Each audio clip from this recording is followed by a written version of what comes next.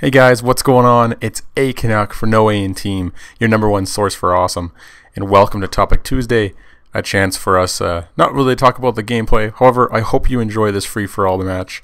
I don't use a striker very often, so I decided to bust it out, and yeah, I had some good results. But let's get to today's topic here. So I wanted to talk to you guys about addiction and friendship, and I'm going to also tell you why those two are related. Now, in the world of addiction, and I know I'm not talking about the usual, alcohol, drugs. There's a lot more addictions out there than just that. There's a lot more things that people rely on heavily that can affect your life. And I just wanted to point some of those out. And maybe in your life, there's some things that, you could re-examine and maybe do better for yourself, just simply based on the fact that maybe something's got a hold of you. And what I mean by that is, well, pretty much anything. A very legitimate addiction is, well, video games. I'm a big Call of Duty fan. I like playing it. However, there is definitely a fine line between enjoying something and being addicted to something. And the line is crossed when things start to affect your life outside of that activity. And maybe we won't use video games for example, but let's use golf for an example.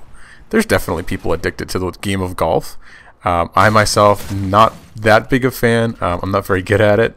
However, there's many people out there that will sacrifice things to go out golfing. No different than there's people sacrificing to go gambling.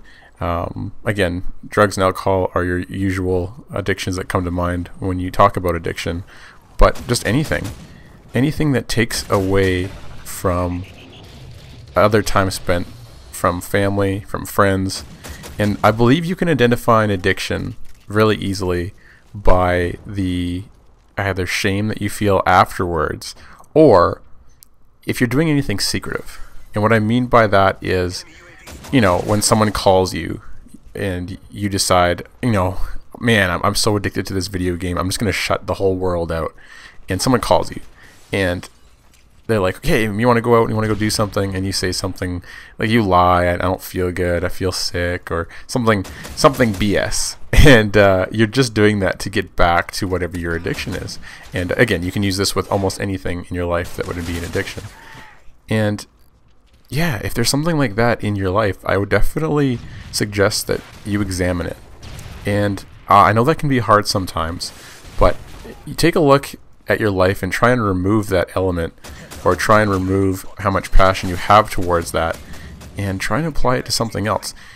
The funny thing is about addiction is once you overcome it, you can't believe how engrossed you were with it at the time. And if you talk to somebody that's conquered their addiction, they're a lot better of a person for doing it. So yeah, just take a look at some of the activities and things that you might have missed out on because you wanted to continue to fuel your addiction. YouTube is another perfect example of addiction. You can be absolutely enthralled with getting another video out and staying up on Twitter at all the time. And if you're not really making money at it as a business, you don't need to enjoy YouTube by making money, but there's people that live and die off of YouTube comments, off of the Twitterverse, all those things.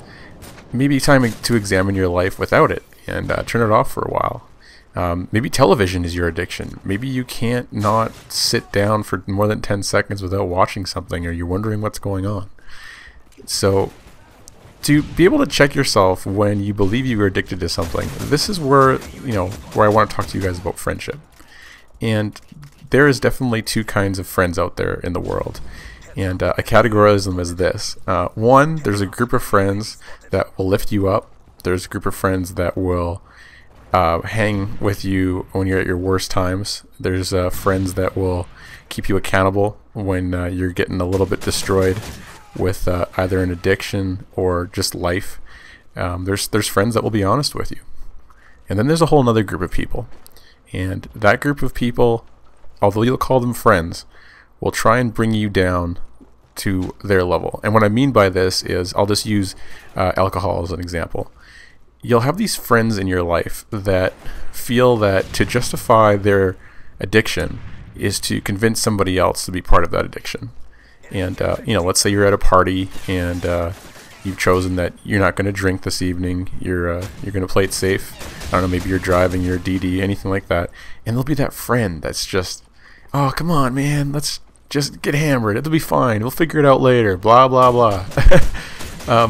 Yeah, you can use that in other aspects of an addicted lifestyle with the people that you surround yourself with. And sometimes in order to conquer an addiction, you have to say goodbye to those friends. But at the end of the day, were they really your friends? Since, they're the ones dragging you down or the ones that are supporting your habit. I just think about those relationships that you might have had in your life, or maybe you have some of those relationships right now, and maybe examine where you could change things up a little bit. One of my favorite bands out there has a really good line in one of their songs, and I think it describes perfectly what a true friend is. And the line is, true friends stab you in the front. They keep you from getting what you want. And yeah, that holds true to me. That really holds true to the way I feel about what true friends are. If you were addicted to something, and let's say that in some scientific way you could figure out that if you just had that one more hit of a drug or that one more bottle and you would die, those true friends would be the ones keeping you from doing that. And I want more of those relationships in my life. I want more people to be able to call me out and just make sure that I'm in check, because without those people, man, I think my life would be a disaster. And I'm hoping that that's how other people feel about me in their friendships. So yeah, just remember, true friends stab you in the front. They keep you from destroying yourself. And if you can look at the relationships that you have in your life, hopefully it's filled with people like that, because those are the people that are going to be sticking around with you. Not the guy that's convincing you to stoop down to his level. Not the guy convincing you to take another hit, have more alcohol, come to this casino with me. What's one more day of gambling? And again, if you are ashamed of an action that you're doing, or if you are doing it in secret, well, you've just identified your addiction, and maybe it's time that you let somebody know about it and become accountable for it. So again, guys, this was a bit of a serious topic Tuesday, but it was on my mind, and hope you enjoyed this gameplay where I busted out the striker. And thanks a lot for listening, and we'll catch you guys for it's Black Friday, and we'll hopefully squeeze in a Tell Me I'm Wrong this week. So thanks a lot for listening. Alright, as usual, hope you enjoyed the video. If you stayed to the end, hopefully you can hit that like button and help us out. Check out our other videos before you leave. You can check out my Sniper Black Friday episode, and also catch A-Bomb's last Black Friday episode, or check out our last Tell Me I'm Wrong.